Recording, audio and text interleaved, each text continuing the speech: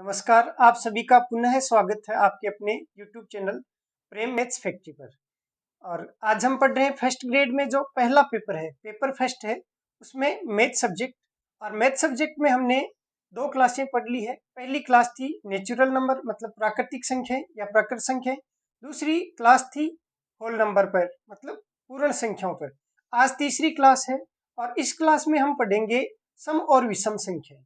तो क्लास शुरू करने से पहले कुछ बातें आपको बता देता हूँ। आपके सिलेबस में लिखा हुआ है रियल नंबर्स मतलब वास्तविक संख्याएं। अब वास्तविक संख्याओं में कौन कौन सी संख्या आती है? तो वास्तविक संख्याओं में प्राकृत संख्या आ जाती है, वास्तविक संख्याओं में पूर्ण संख्याएं भी आ जाती है, वास्तविक संख्याओं में सम और विषम संख्याएं भी आ जाती है, वास्तविक संख्याओं में अभाज्य संख्याएं भी आ जाती है और वास्तविक संख्याओं में सह अभाज्य संख्याएं भी आ जाती है। अभाज्य, सह अभाज्य, सम, विषम, प्राकृत, पूर्ण और पूर्णांक संख्या है वो भी इसमें आ जाती है। तो ये सारी चीजें आपको यहाँ से पढ़नी है। मुझे अच्छे से याद है जब 2013 में मैं सीकर में किसी कोचिंग में पढ़ा रहा था तो मैंने अभाज्य संख्या टॉपिक ले रखा था और अभाज्य संख्याओं में मैं क्लास में लिखा रहा था कि 1 से लेकर 100 तक कुल कितनी अभाज्य संख्या होती है। तो मैंने बताया क्लास में कि 25 अभाज्य संख्या होती है। एक स्टूडेंट था जिसका नाम था कपिल और उस कपिल ने कहा कि सर ऐसे सवाल भी फर्स्ट ग्रेड में पूछे जाते हैं क्या?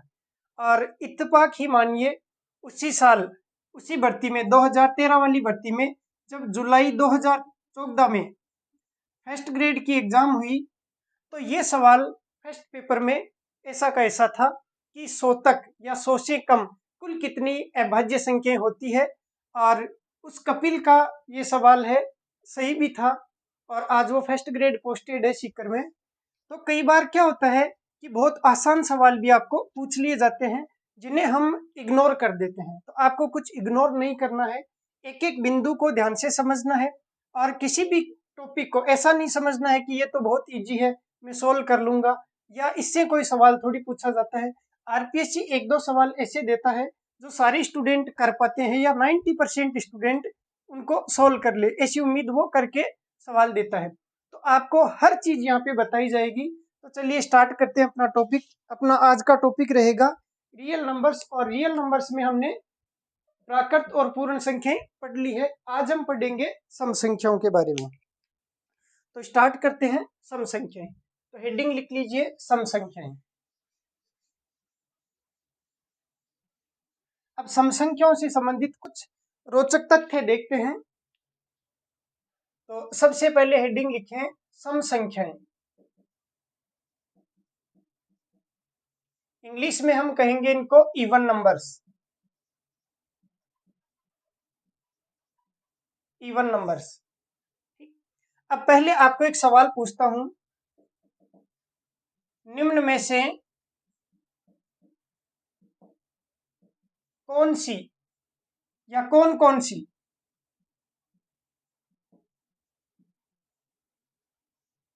संख्याएं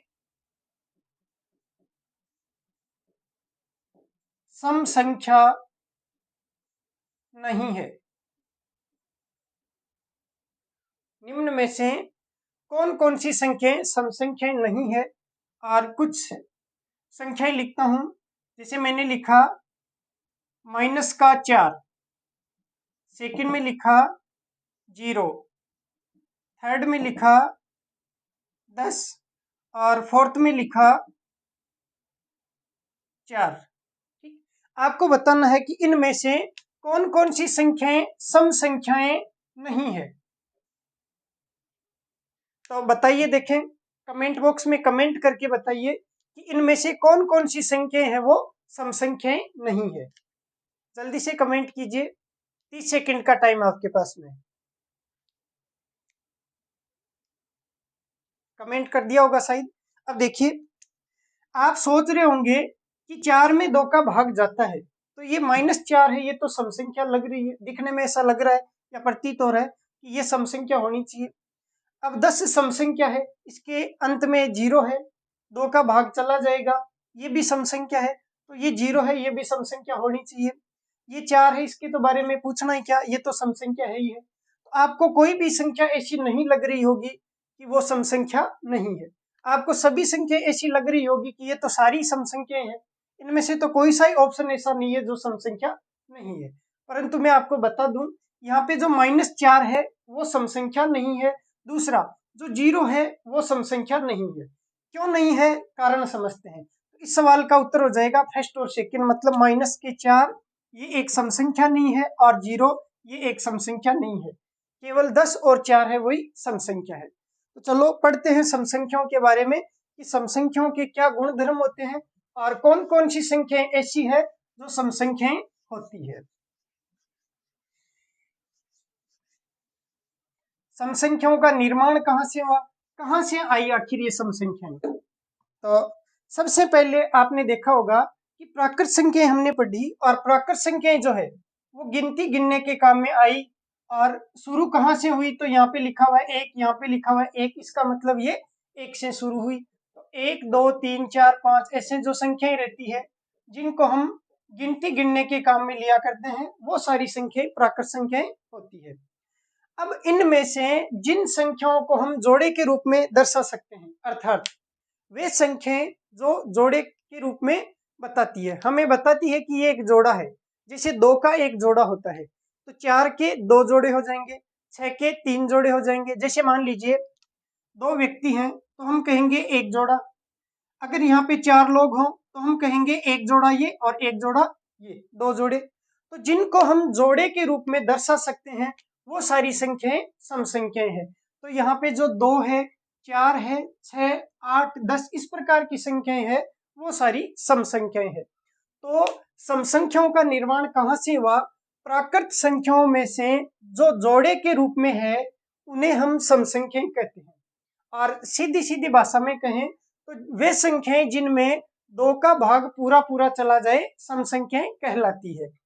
अर्थात वे संख्याएं जिनका इकाई अंक 2 4 6 8 10 इस प्रकार से हो, 10 का मतलब 0, तो 2 4 6 8 0 इस प्रकार से इकाई का अंक हो, वे संख्याएं सम संख्याएं कहलाती है। अब सबसे पहले देखते हैं कि सबसे छोटी सम संख्या कौन सी होगी। तो सम संख्याएं हमने लिखी और सबसे पहली सम संख्या कौन होगी, तो ये होगी 2। तो सबसे छोटी सम संख्या 2, उसके बाद में दूसरी सम संख्या 4, तीसरी सम संख्या 6, चौथी सम संख्या 8, पांचवी सम संख्या 10, छठवीं सम संख्या 12। अब आपके समझ में आ गया होगा कि मैं जो बोल रहा हूं उसका जस्ट डबल यहाँ पे आ रहा है। मैंने कहा पहली सम संख्या, तो पहली का मतलब मैंने पिछली क्लास में बताया, जैसे ही हम कहते हैं पहली तो आपके दिमाग में एक संख्या क्लिक करती है और पहली का मतलब हमें लगता है एक।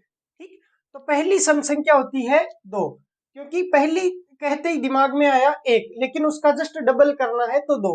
जैसे ही आप बोलेंगे दूसरी तो आपके दिमाग में आएगी संख्या 2, उसका जस्ट डबल करना है 4। मैंने कहा तीसरी सम संख्या तो 3 का डबल करना है 6। मैंने कहा चौथी सम संख्या तो 4 का डबल करना है 8। पांचवी सम संख्या तो 5 का डबल करना है 10। छठवीं सम संख्या तो 6 का डबल करना है 12। अब मैं कहूं 100वीं सम संख्या तो आप 100 का डबल कर देंगे, कौन सा, 200। मैं कहूं 1000वीं सम संख्या तो आप 1000 का डबल कर देंगे, 2000। अब मैं कहूं nवीं सम संख्या तो आप n का दुगुना कर देंगे, 2n। तो सम संख्याएं वे होती है जो जोड़े के रूप में होती है, और पहली सम संख्या कौन होती है, 2 होती है। अब हम कुछ बातें लिख लेते हैं इनके बारे में। अगर आपको पूछा जाए कि सबसे छोटी सम संख्या, तो आप कहेंगे 2। अगर आपको पूछा जाए nवीं सम संख्या तो आप बताएंगे n का दुगुना 2n। अब इसे थोड़ा नोट कर लीजिए।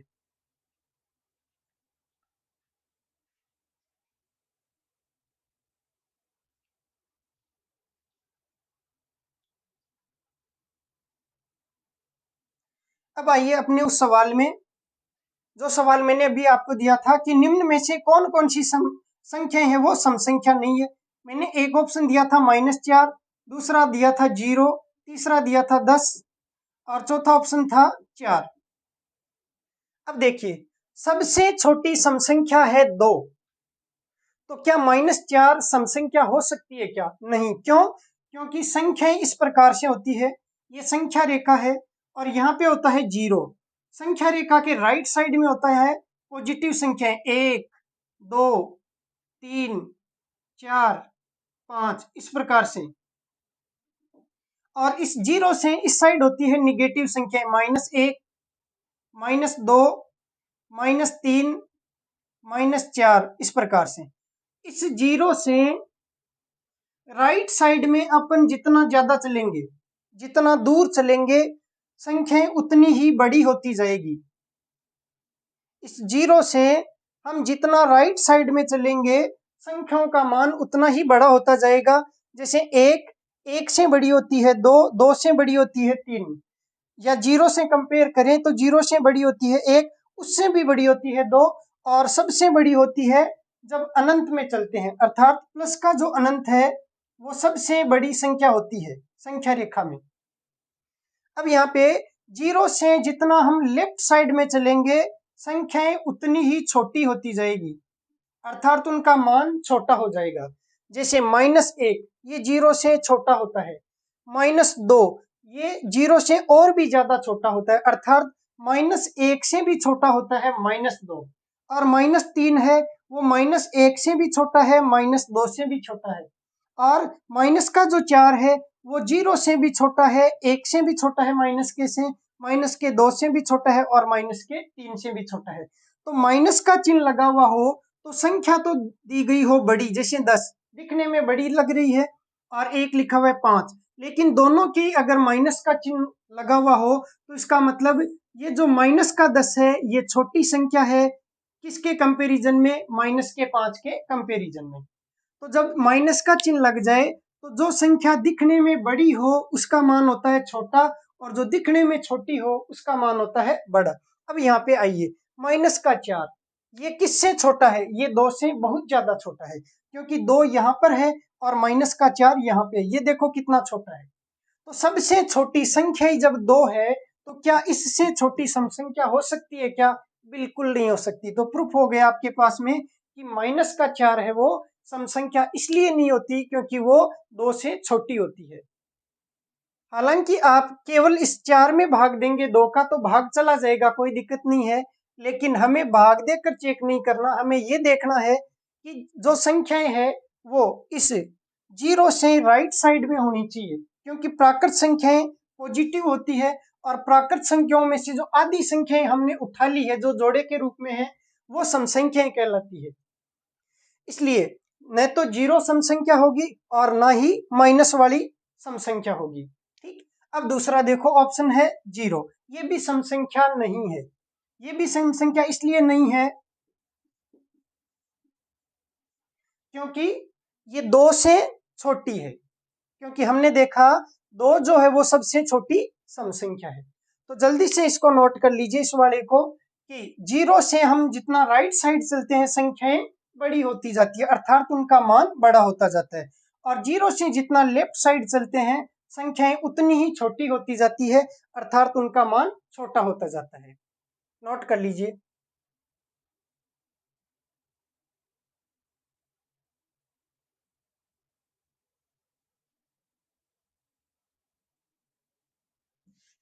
अब हम पढ़ते हैं सम संख्याओं से रिलेटेड सवाल। एग्जाम में किस टाइप के सवाल पूछे जाते हैं? आपने कई फिल्मों में सुना होगा कि भाई दुश्मन को कभी भी कमजोर नहीं समझना चाहिए। तो फिलहाल आपके लिए दुश्मन कौन है? आपकी परीक्षा, अर्थात आपका टारगेट क्या है?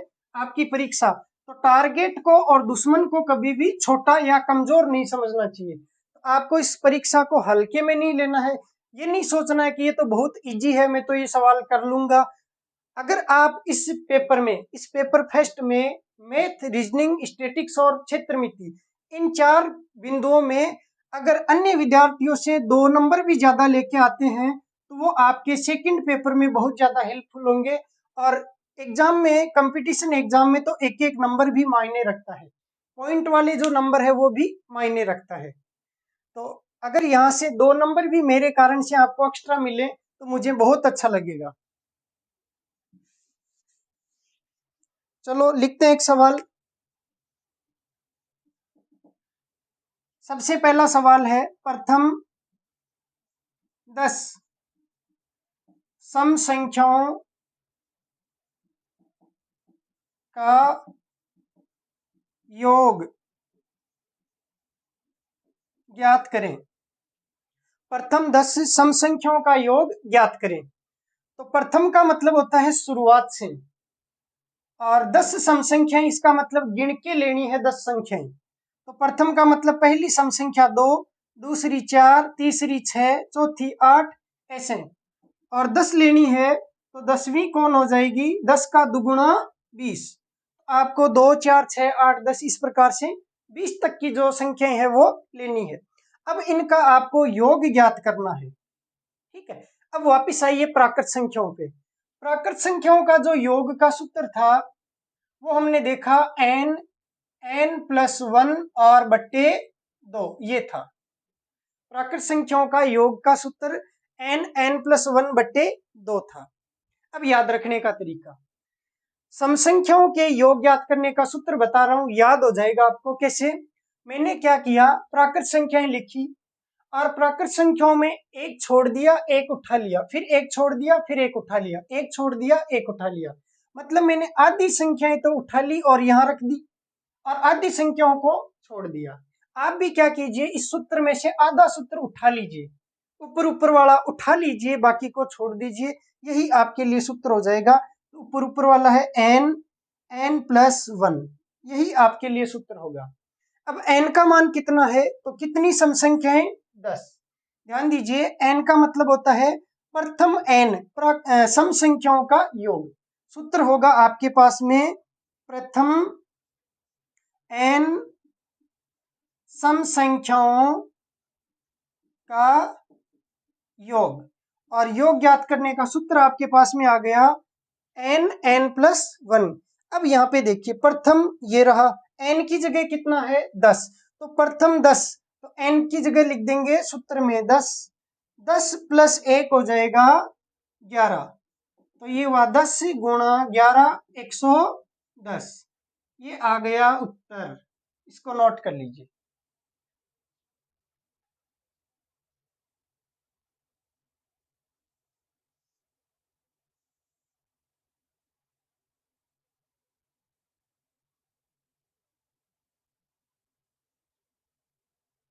अब जो लोग ये जानना चाहते हैं कि ये सूत्र क्यों मैंने आधा उठाया, उनको भी बता देता हूं। आप कुछ भी पूछ सकते हैं गणित में, मैं आपको हर चीज बेसिक से क्लियर करवा दूंगा। आप अगर जानना चाहते हैं कि वो सूत्र क्यों बना, तो देखिए, आपको प्रथम 10 सम संख्याओं का योग ज्ञात करना, इसका मतलब इनको जोड़ के बताना है, इनको जोड़ के बताना है। अब यहाँ पे 2, 4, 6, 8, इनमें कुछ कॉमन आ रहा है क्या? बिल्कुल, क्या? 2। तो आपने 2 ले लिया कॉमन।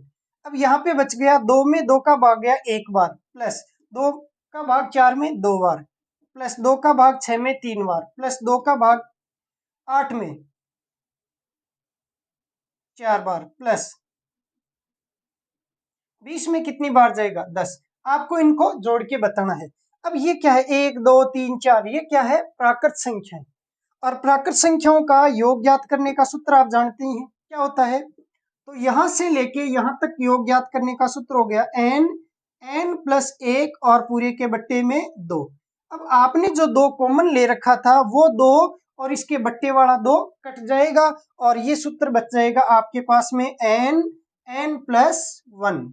तो आप चाहें तो ऐसे भी सवाल को सोल्व कर सकते हैं, और नहीं चाहे इतना विस्तार से सोल्व करना तो आधे को उठा लीजिए और लिख दीजिए।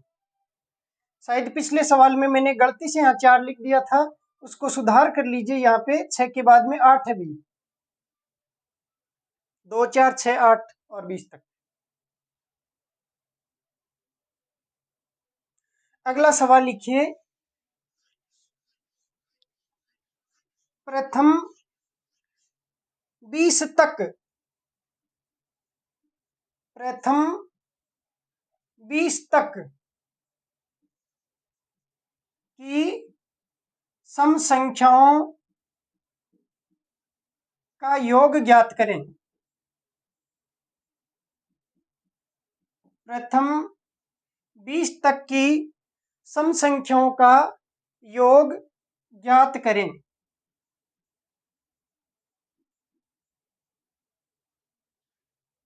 अब यहाँ पे लिखा प्रथम 20 तक, इसने एक लिमिट दे दी कि आपको कहाँ तक चलना है, 20 तक चलना है। पिछले वाले सवाल में लिखा हुआ था प्रथम 20 सम संख्याओं का योग ज्ञात करें। इसका मतलब आपको गिन के देखना था। जैसे पिछले सवाल में मैंने लिखा था प्रथम 10 तक, प्रथम 10 सम संख्याओं का योग ज्ञात करें।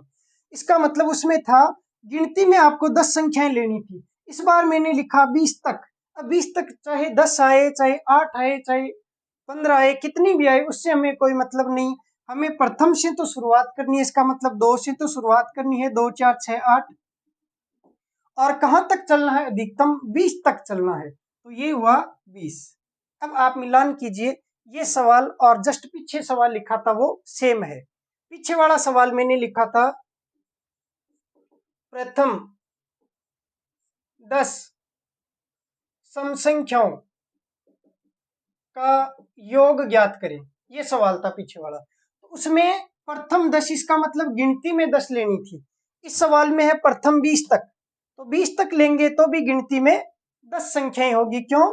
क्योंकि यहाँ nवीं सम संख्या होती है, n का दुगुना 2n, तो 2n का वापिस आधा करेंगे तो पता चल जाएगा कि ये कौन से नंबर की संख्या है। तो वैसे ही हम 20 का आधा करेंगे तो पता चल जाएगा कि भाई ये 10वीं संख्या है। अब आप चाहें तो सूत्र लगा दें, आप चाहें तो दो कॉमन लेके इसको सोल्व कर ले। दोनों तरीके से सोल्व कर लेते हैं। पहले देख लेते हैं सूत्र से। सूत्र है आपके पास में n+1/2, लेकिन यहाँ सॉरी n+1। ठीक, तो यहाँ पे आपको ध्यान रखना है कि n का मान क्या रखना है, प्रथम n ये रखना है। तो प्रथम n संख्याएं, तो प्रथम कितनी संख्याएं, 10 संख्याएं। n तक नहीं लिखना है, क्योंकि सूत्र ये नहीं है कि n तक, सूत्र है प्रथम n सम संख्याओं का योग। तो प्रथम कितनी हुई, 10, तो n का मान लिखेंगे 10, 10 + 1 हो जाएगा 11, तो 10 × 11 हो जाएगा 110।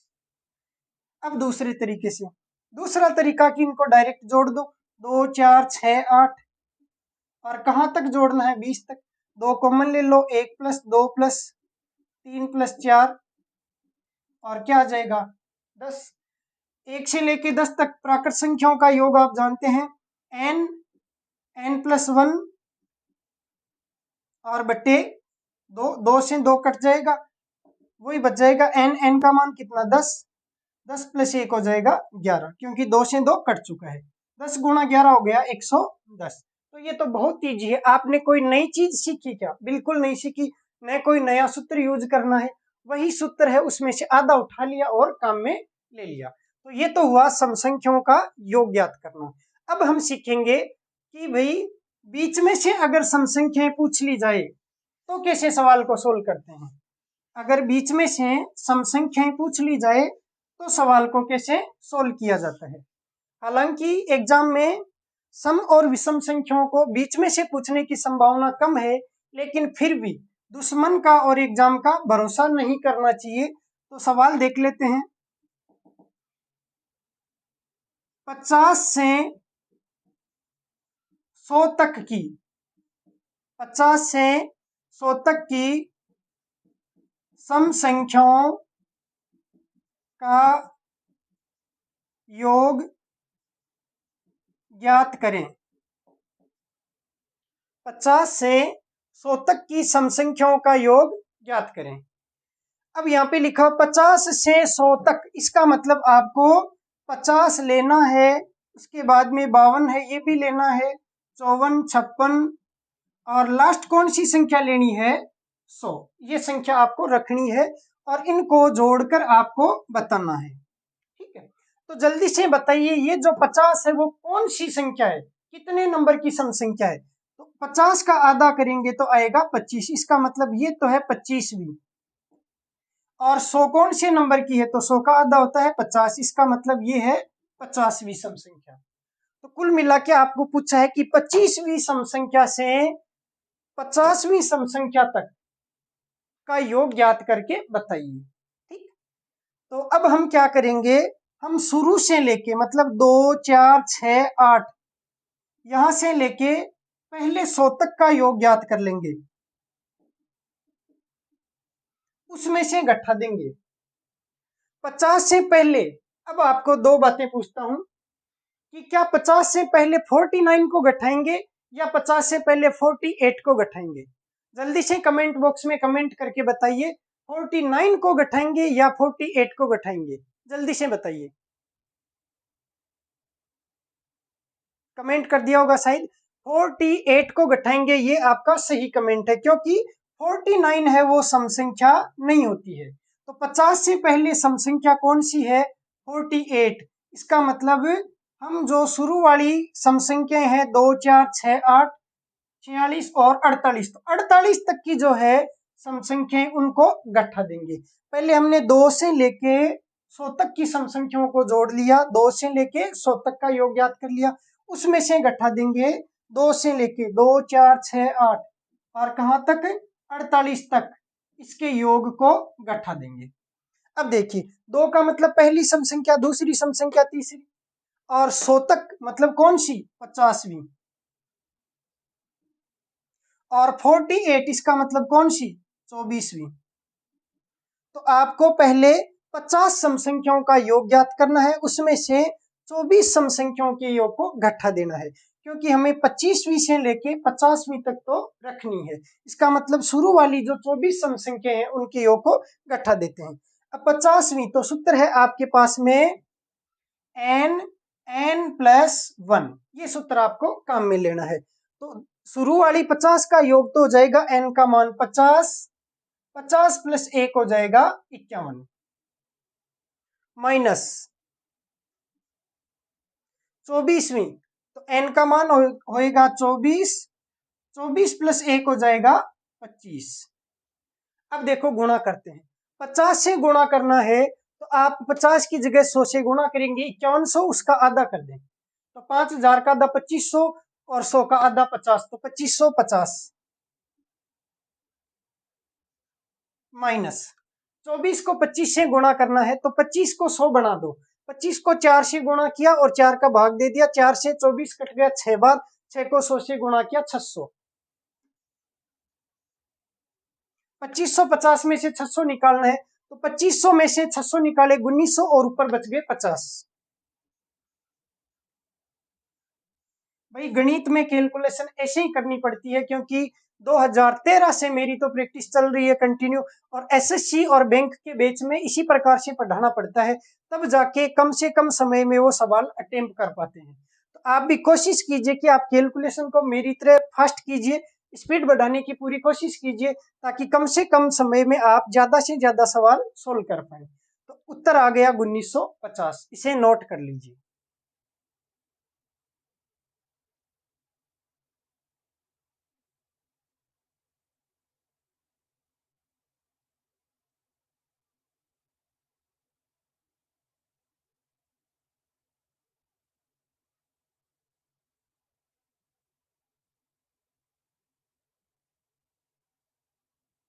नोट कर लिया होगा शायद। अब दूसरा तरीका देखते हैं। आपको ज्ञात करना है 50 से 100 तक की सम संख्याओं का योग।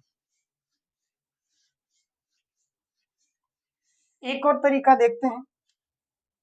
आपको 50 से शुरू करना है, तो कहां से शुरू करना है? तो लिखा हुआ है 50 से, इसका मतलब 50, उसके बाद में 52, उसके बाद में 54, 56, और इनको जोड़ के कहां तक चलना है? तो 100 तक चलना है। इन सबको जोड़ के बताना है। तो भाई यहाँ पे कॉमन आ रहा है क्या? कुछ बिल्कुल आ रहा है क्या? 2। तो जैसे ही हम इनको जोड़ेंगे तो हमें दिख गया कि भाई इसमें 2 कॉमन आ सकता है, तो 2 को लिया कॉमन। 50 में 2 का भाग चला गया 25, 52 में 26, 27, 28, 100 में चला गया 50, तो ये 2 बाहर पड़ा रहेगा। आपको ज्ञात करना है 25 से लेके 50 तक की प्राकृत संख्याओं का योग, क्योंकि 25, 26, 27, 28, 29, 30 ये लगातार संख्या हैं, और लगातार संख्याएं होती है तो वो प्राकृत संख्याएं होती है। जैसे यहाँ पे 4, 5, 6, 7, 8, तो ये प्राकृत संख्याएं होगी। और प्राकृत संख्याओं का योग का सूत्र होता है n+1/2। अब आप यहाँ पे पहले 50 प्राकृत संख्याओं का योग ज्ञात कर लीजिए, उसमें से 24 प्राकृत संख्याओं के योग को गठा दीजिए। तो पहले हम 1 से 50 तक योग ज्ञात कर लेते हैं और उसमें से घटा देते हैं 1 से कहाँ तक, 24 तक, क्योंकि 25 तो रखना है, तो इससे पहले वाला 24 तक है, उसके योग को घटा देते हैं। ये 2 बाहर पड़ा रहेगा। 1 से 50 तक योग, तो सूत्र में मान रखिए 50, 50 प्लस 1 हो जाएगा 51 और बट्टे 2 माइनस 1 से 24 तक, तो n का मान हो जाएगा 24, 24 प्लस 1 हो जाएगा 25 और बट्टे 2। ये 2 बाहर पड़ा रहेगा, रहने दो इसको। अंदर वाली संख्याओं को सरल करते हैं। अब देखना, 50 को 100 बनाने के लिए ऊपर 2 से गुणा किया, नीचे भी 2, तो 100 गुणा 51 हो गया 5100। 5100 का 2 बार आधा करना है, तो 5100 का आधा हो जाएगा 2550। 2500 का आधा 1250 और 50 का आधा 25, तो 1250 और 25 हो गए 1275। तो ये हो गया 1275 माइनस 2 का भाग या तो इसमें दे दीजिए 24 में, या फिर आप चाहें तो 25 को 100 बना लीजिए। 25 को 100 बनाने के लिए आपको गुणा करना होगा 4 से ऊपर 4 से नीचे, तो नीचे हो जाएगा 4 दूनी 8, अर्थात 8 का भाग देंगे 24 में, तो 8 3 24, 3 गुणा यहाँ पे बन चुका है 100 और हो जाएगा 300। 1275 में से 300 निकालने हैं, तो 1200 में से पहले 300 निकालो, कितने हो गए 900 और ऊपर बच गए 75। तो ये 2 गुणा, ये 2 तो बाहर है, 1275 में से 300 गए तो 975। 975 का दुगुना, 75 का दुगुना होता है 150, 900 का दुगुना होता है 1800, 1800 और 150 होते हैं 1950। देखिए दोनों ही तरीके से उत्तर है वो सेम आएगा। इसका मतलब आप कोई भी तरीका अप्लाई कीजिए, आपका उत्तर है वो सेम रहने वाला है। तो इन पे आप ज्यादा से ज्यादा प्रैक्टिस कीजिए, अपनी हैबिट में लाइए कि आप कम से कम समय में इनको जल्दी से सोल्व कर लें, और जो आपके तरीका दिमाग में पहले क्लिक कर जाए उसी तरीके से आपको एग्जाम में सोल्व करना है। अब अगला देखते हैं, सम संख्याओं के वर्गों का योग ज्ञात करना। उसके बाद में देखेंगे सम संख्याओं के घनों का योग ज्ञात करना। उसके बाद में पढ़ेंगे विषम संख्याएं, विषम संख्याओं का योग, फिर विषम संख्याओं के वर्गों का योग, फिर विषम संख्याओं के घनों का योग पढ़ेंगे। तो एक सवाल लिखिए, प्रथम 20 सम संख्याओं के वर्गों का योग ज्ञात करें।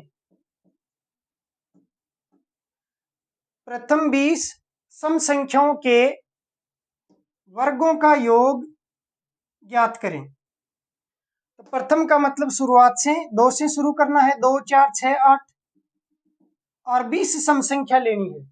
यहाँ पे 20 तक लेना होता तब तो यहाँ लास्ट में 20 लिख देते, लेकिन हमें 20 सम संख्याएं लेनी है, इसका मतलब गिनती में 20 लेनी है। तो 20वीं सम संख्या कौन हो जाएगी 40। अब करना है इनका वर्ग, इसका मतलब इनके स्क्वायर का योग, इसका मतलब स्क्वायर को जोड़ना है। तो हमें ये ज्ञात करना है जो अब मैंने बोर्ड पे लिख दिया है। अब इनको जोड़ने की कोशिश करते हैं, 2 का स्क्वायर, 4 का स्क्वायर, 6 का स्क्वायर, 8 का स्क्वायर, और यहां तक जोड़ना है कहां तक 40 के स्क्वायर तक। अब इनमें आप एक चीज कॉमन देखिए, 2 का स्क्वायर, 2 के स्क्वायर का भाग इसमें जा सकता है बिल्कुल, 6 में जा सकता है बिल्कुल, 8 में जा सकता है बिल्कुल। कैसे देखते हैं, 2 के स्क्वायर में 2 के स्क्वायर का भाग दिया आ जाएगा 1, 4 के स्क्वायर में भी 2 का स्क्वायर का भाग दिया, तो देखो ऊपर भी स्क्वायर नीचे भी स्क्वायर, तो पहले संख्या का भाग संख्या में दे दो, 2 का भाग 4 में चला जाएगा 2 बार, और फिर ये स्क्वायर एक साथ भी लगा सकते हैं। वापिस समझिए, देखो 4 स्क्वायर बट्टे 2 स्क्वायर को आप एक साथ लिख सकते हैं, 4 बट्टे 2 का एक साथ स्क्वायर, 4 में 2 का भाग चला जाएगा, आ जाएगा 2 और इसका स्क्वायर, तो आपके पास में बच जाएगा 2 का स्क्वायर। यहाँ पे आप चाहें तो एक भी लिख दें, चाहें तो 1 का स्क्वायर लिख दें, ताकि आपके कोई दिक्कत ना हो, लिखने में सुविधा रहे। तीसरा है 6 का स्क्वायर, इसमें भाग देना है 2 के स्क्वायर का, तो हम इसको एक साथ लिख सकते हैं, 6 बट्टे 2 का एक साथ स्क्वायर, 6 में 2 का भाग दिया, आ गया 3, 3 का स्क्वायर। ऐसे ही हम लिखेंगे, जब 8 के स्क्वायर में 2 का भाग देके लिखेंगे, तो इसको लिख सकते हैं 8 बट्टे 2 और इसका एक साथ स्क्वायर, 8 में 2 का भाग गया 4 बार और 4 का स्क्वायर, ऐसे लिख सकते हैं। तो 2 के स्क्वायर का भाग देने पर हमें पता चला कि संख्याएं इस प्रकार से आ रही है। तो यहाँ पे हम 2 के स्क्वायर को कॉमन ले लेते हैं। कॉमन लेने का मतलब होता है भाग देना। 2 के स्क्वायर का भाग 2 के स्क्वायर में एक बार जाएगा। उसके बाद में 2 के स्क्वायर का भाग 4 के स्क्वायर में कितनी बार जाएगा? तो 2 के स्क्वायर बार जाएगा। 6 में कितनी बार जाएगा? तो 3 के स्क्वायर बार। 8 में कितनी बार? तो 4 के स्क्वायर बार। ऐसे ही 40 में कितना? 20 के स्क्वायर बार भाग चला जाएगा। अब यहाँ पे देखिए, इन सब के स्क्वायर लगा हुआ है, स्क्वायर लगा हुआ है, स्क्वायर लगा हुआ है, तो क्या एक के भी स्क्वायर लगा दूं ताकि ये इनके जैसा दिखने में दिख जाए? बिल्कुल लगा दो, क्योंकि एक का स्क्वायर भी कर दोगे तो भी कोई प्रभाव नहीं पड़ेगा। या दूसरा तरीका, 2 के स्क्वायर में 2 के स्क्वायर का भाग देते हैं, तो इसे भी लिख सकते हैं 2/2 और इसका एक साथ स्क्वायर। 2 में 2 का भाग जाता है एक बार, और ये स्क्वायर ऐसा का ऐसा पड़ा रहने दो, सरल मत करो। तो ये आ गया 1 का स्क्वायर। अब ये 2 का स्क्वायर है, ये इसको आप कॉमन ही रहने दीजिए। तो ये 2 का स्क्वायर बाहर ही रहने दीजिए। ये क्या है? 1 2 3 4 5, ये है हमारी जानी पहचानी संख्याएं। कौन सी? प्राकृत संख्याएं। और प्राकृत संख्याओं का वर्ग दे रखा है और बीच में प्लस का चिन्ह। इसका मतलब प्राकृत संख्याओं के वर्गों का योग ज्ञात करना है। 1 से स्टार्ट है और 20 तक है, इसका मतलब 20 प्राकृत संख्याओं के वर्गों का योग ज्ञात करना है। और 20 प्राकृत संख्याओं के वर्गों का योग ज्ञात करने का सूत्र आप सब जानते हैं, क्या होता है? n n+1, 2n+1 और पूरे के बट्टे में 6 होता है। n का मान रख दीजिए। चलो पहले सूत्र लिख देता हूं। n+1, 2n+1 और पूरे के बट्टे में 6। आप इसको जब सरल करेंगे तो ये हो जाएगा 2 का स्क्वायर। n का मान आपको रखना है कितना? 20। तो ये हो जाएगा 20, 20+1 हो जाएगा 21, 20 का दुगुना 40+1 हो जाएगा 41 और पूरे के बट्टे में 6। 2 से काटा 10 बार, 2 से काटा 3 बार, 3 से काटा 7 बार। अब आपको गुणा करना है 2 का स्क्वायर, और यहाँ पे गुणा करना है 10 गुणा 7 गुणा 41, 10 गुणा 7 गुणा 41। तो आप पहले कभी भी ऐसे मत करना कि 10 को 7 से गुणा किया फिर 70 आया, 70 को 41 से गुणा किया। नहीं, आप 10 को तो पड़ा रहने दो, क्योंकि 10 से गुणा करना इजी होता है। 0 लगा दीजिए। तो पहले 7 को 41 से गुणा कर लो, तो ये हो जाएगा 7 एकम 7 और 7 चौके 28। तो ये ऐसे आ जाएगा 7 और ये 28, और ये 10 से गुणा किया तो ये 0, और ये 2 का स्क्वायर है, उसको अब आप 4 लिख सकते हैं।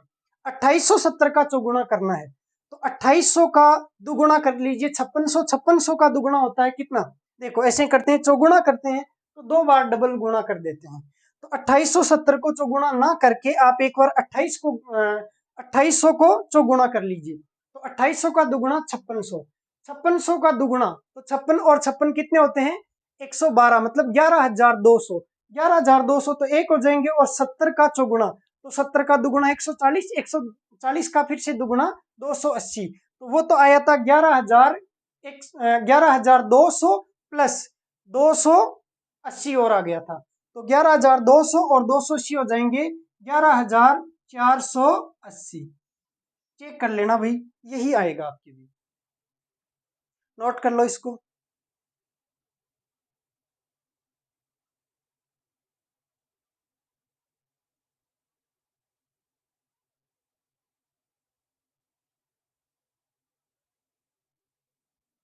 यहाँ पे 11480 लिख दिया। 11480 बोला था, 11480 लिखने में 12480 लिख दिया। 11480 आपका उत्तर आ चुका है। तो प्रथम कितनी भी सम संख्याओं का वर्गों का योग पूछे, आपको कोई भी एक्स्ट्रा सूत्र याद नहीं रखना है। 2 के स्क्वायर को कॉमन ले लीजिए। उसके बाद में इस प्रकार से आपके पास प्राकृत संख्याओं के वर्गों का योग की सीरीज एक बन जाएगी। उसको आप सोल्व करना अच्छे से जानते हैं। एक सवाल और देखिए, लिखिए प्रथम 20 तक, प्रथम 20 तक की सम संख्याओं के वर्गों का योग ज्ञात कीजिए।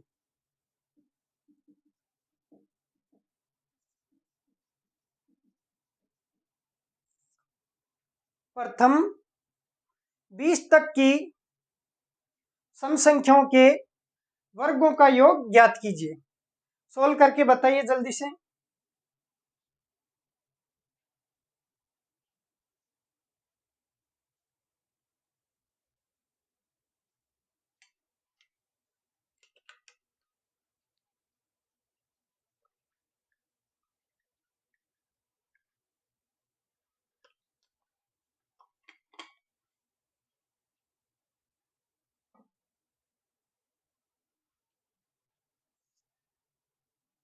शायद सोल्व कर लिया होगा।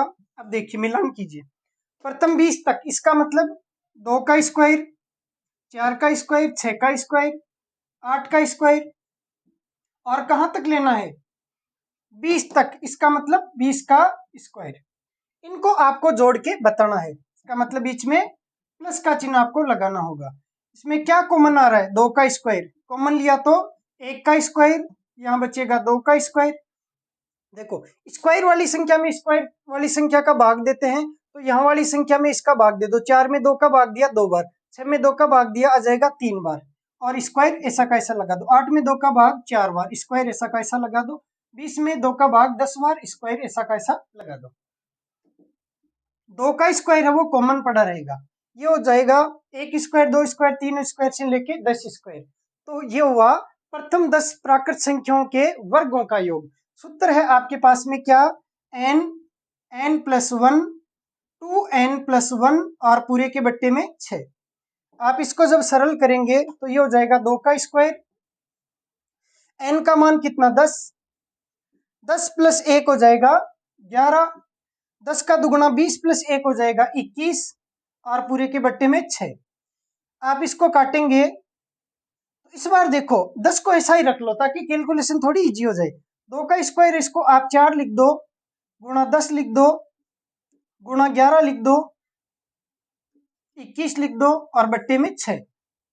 2 से इसको काटो 2 बार, ये 3 बार, 3 से कट गया 7 बार।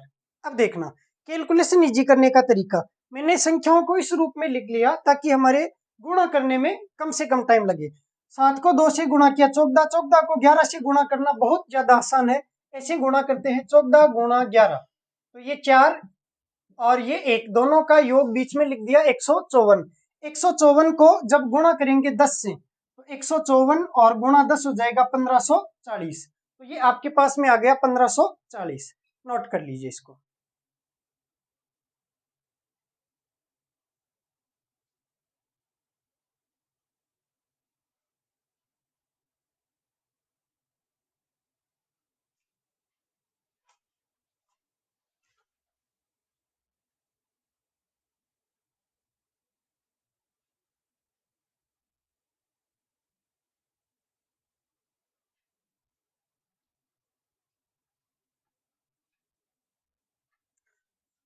नोट कर लिया होगा शायद। अगला एक सवाल लिखिए, 10 से 20 तक की सम संख्याओं के वर्गों का योग ज्ञात कीजिए। 10 से 20 तक की सम संख्याओं के वर्गों का योग ज्ञात कीजिए।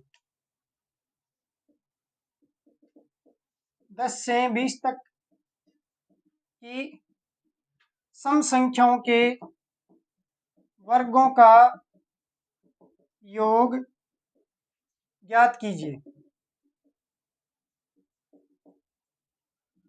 तो आपको कहाँ से शुरू करना है, 10 से, तो हम लिखेंगे 10 का स्क्वायर प्लस 12 का स्क्वायर प्लस 14 का स्क्वायर, और कहाँ तक लेना है 20 तक, तो ये हो जाएगा 20 का स्क्वायर।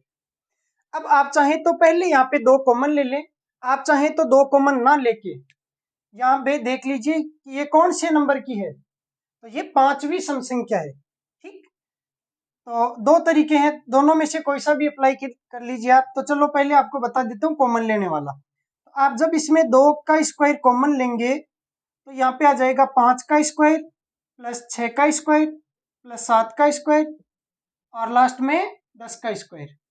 ये 2 का स्क्वायर ऐसा का ऐसा रहने दो, या इसको 4 भी लिख सकते हैं आप चाहें तो। अब ये हो गया 5 का स्क्वायर प्लस 6 का स्क्वायर प्लस 7 का स्क्वायर और 10 का स्क्वायर। तो ये प्राकृत संख्याएं हो गई, और प्राकृत संख्याओं के वर्गों का योग आपको ज्ञात करना है, बीच में से ज्ञात करना है। तो हम पहले क्या करेंगे, हम शुरू से मतलब 1 से लेके 1 से 10 तक वर्गों का योग ज्ञात कर लेंगे, उसमें से घटा देंगे 1 से कहां तक, 4 तक वर्गों के योग को, इसको घटा देंगे। चलो सोल्व करते हैं, इधर लिख देता हूं। ये 4 कॉमन ऐसा का ऐसा पड़ा रहेगा, 1 से 10 तक वर्गों का योग, सूत्र क्या है आपके पास में, n+1, 2n+1 और पूरे के बट्टे में 6। ये सूत्र आपको काम में लेना है। तो ये 4 तो बाहर पड़ा रहेगा।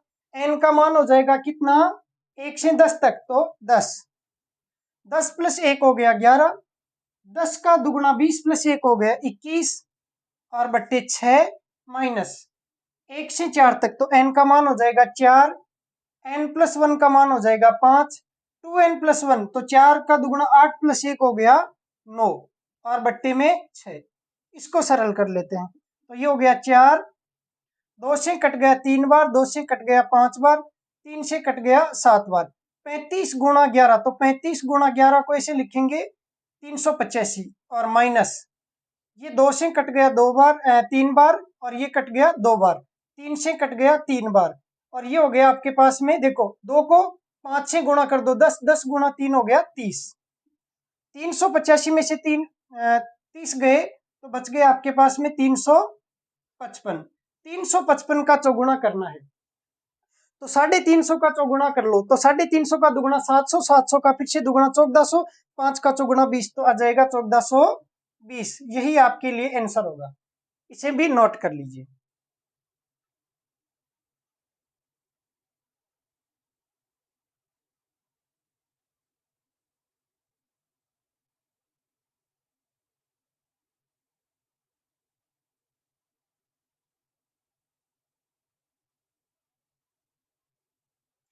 अब दूसरा तरीका, आप पहले 1 से लेके 20 तक की संख्याओं के वर्गों का योग ज्ञात कर लो, उसमें 1 से लेके 8 तक की सम संख्याओं के वर्गों के योग को गठा दो, लेकिन वहां पे आपको 2 बार 2 का स्क्वायर कॉमन लेना पड़ेगा तो सवाल थोड़ा ज्यादा बड़ा हो जाएगा। तो आप यही तरीका यूज कर लीजिए, इसमें 1-2 लाइन आपकी बच जाएगी। आप सबसे पहले क्या करें, सम संख्याओं में 2 को कॉमन ले लें और वर्गों का योग है तो 2 के वर्ग को कॉमन ले लें। ठीक है, चलो अब देखते हैं हम सम संख्याओं के घनों का योग ज्ञात करना।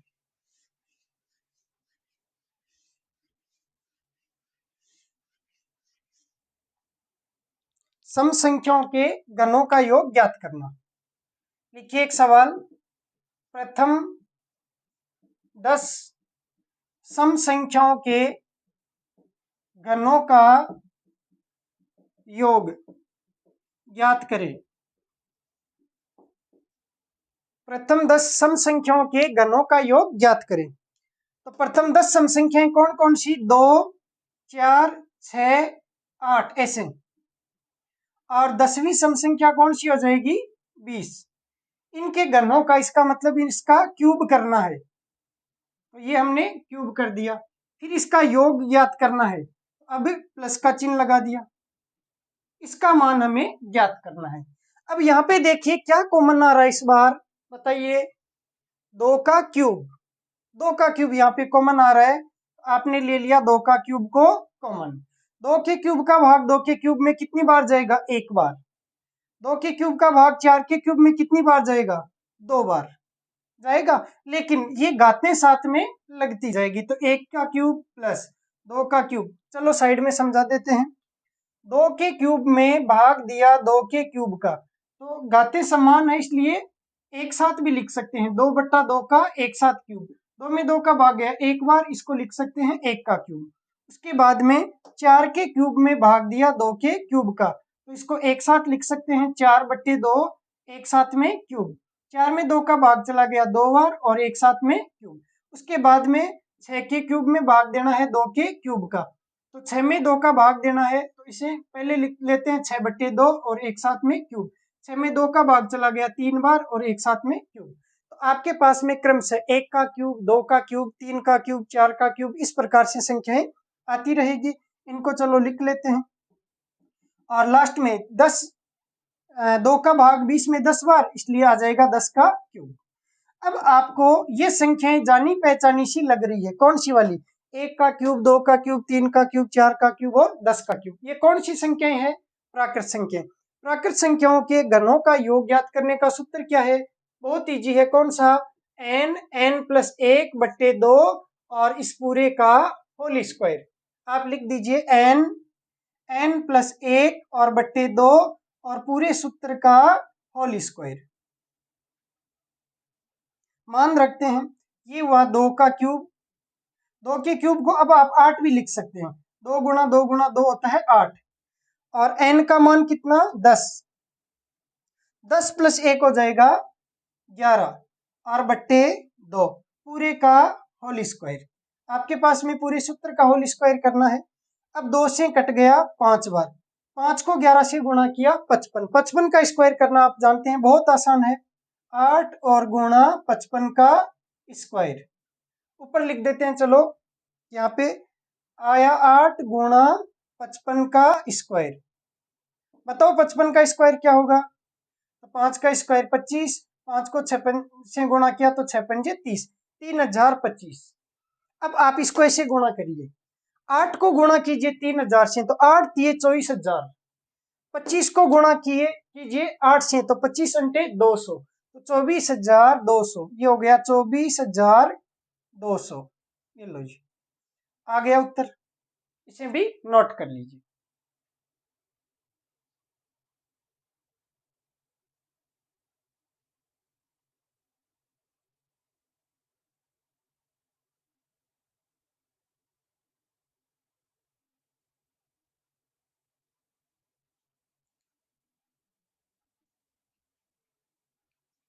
चलो, क्लास का टाइम लगभग पौन घंटा हो चुका है, इसलिए आज हम केवल सम संख्याओं तक ही पढ़ लेते हैं। तो लिखिए आज का लास्ट सवाल।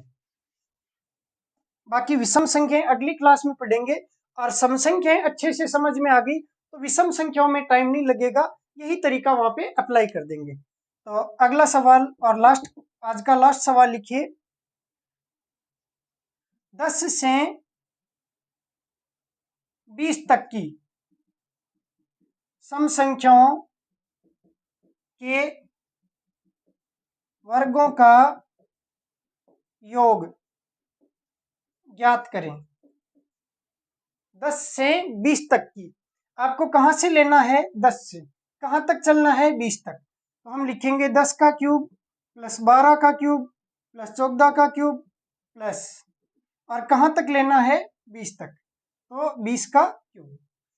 आपको इनको जोड़ना है। तो मैंने तरीका बताया था, सम संख्याओं में अगर कुछ कॉमन आ रहा है तो कॉमन ले लीजिए। तो यहाँ पे 10 12 14 में 2 कॉमन आ रहा है तो 2 के क्यूब को कॉमन ले लिया। 2 के क्यूब का भाग दिया 10 में, 10 के क्यूब में तो 5 का क्यूब।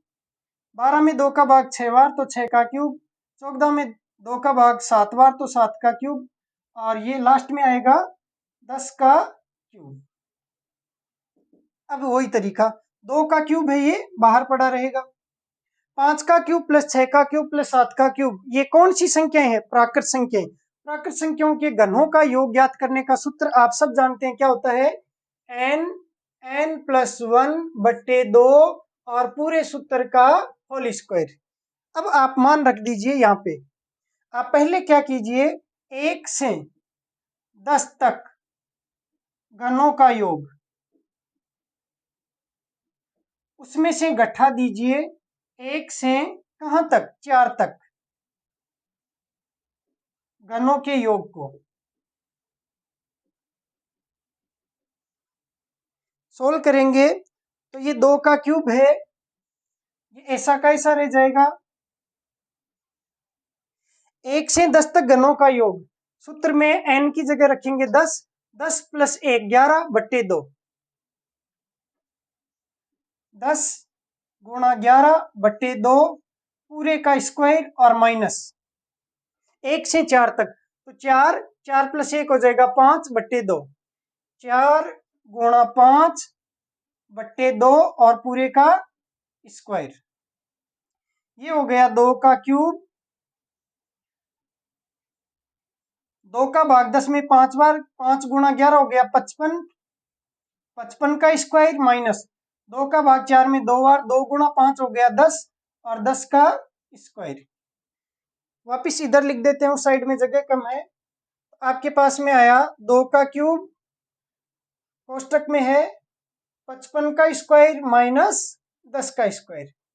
अब आप यहाँ पे भी दो तरीके लगा सकते हैं। ए स्क्वायर माइनस बी स्क्वायर को एक बार ए प्लस बी गुणा एक बार ए माइनस बी लिख दो, चाहे आप डायरेक्ट लिख दो। चलो डायरेक्ट लिखते हैं। 2 का क्यूब होता है 8, 55 का स्क्वायर, तो 5 का स्क्वायर 25, 5 को 6 से गुणा किया 30, 3025 माइनस 10 का स्क्वायर 100, 3025 में से 100 गया तो 2925, और इसको गुणा कर लेना है 8 से, आपका उत्तर आ जाएगा। ठीक, तो आज की क्लास को यहीं पे समाप्त करते हैं। अगर आपको ये क्लास समझ में आई और ये लेक्चर्स आपको अच्छे लग रहे हैं तो प्लीज वीडियो को लाइक कीजिए और अन्य मित्रों को भी शेयर कीजिए। तब तक के लिए बाय बाय, धन्यवाद।